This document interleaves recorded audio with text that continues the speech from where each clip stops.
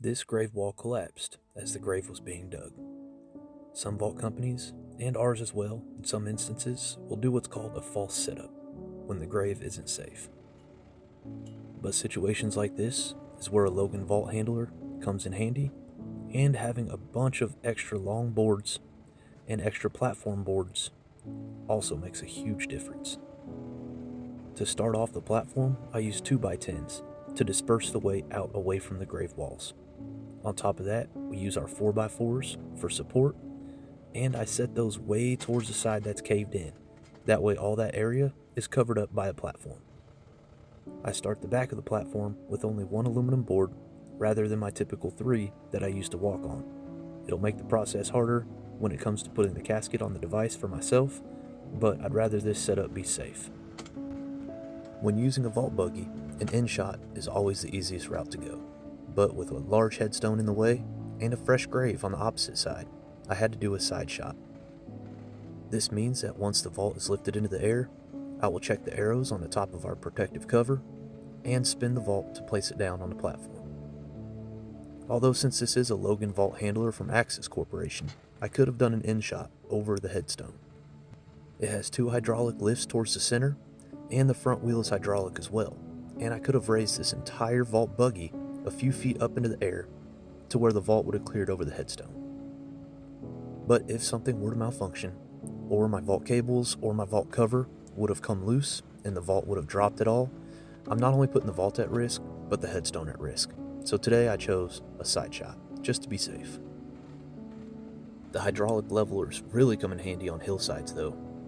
To keep this vault steady, leveling out the base of the vault buggy itself is super important as well. But now that I have the vault set down in the general area that I want it, I can use the boom and the supports on the boom to move the vault from side to side to adjust where it sits from end to end on the grave. When doing a side shot, there's one extra step. We need to get the boom supports over the vault.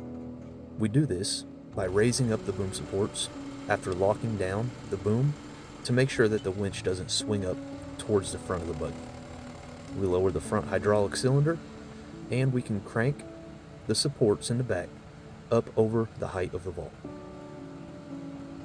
For the past 8 years or so, I've been a Hilljoy guy, but doing this service today showed me how much better a vault buggy can be used in some situations.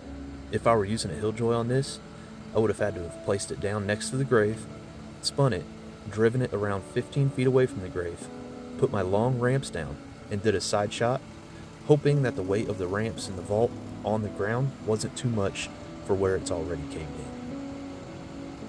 So even though I'm used to a Hilljoy, having this vault handler from Axis Corporation the last few days has really showed me the different situations that it can be way better than a Hilljoy.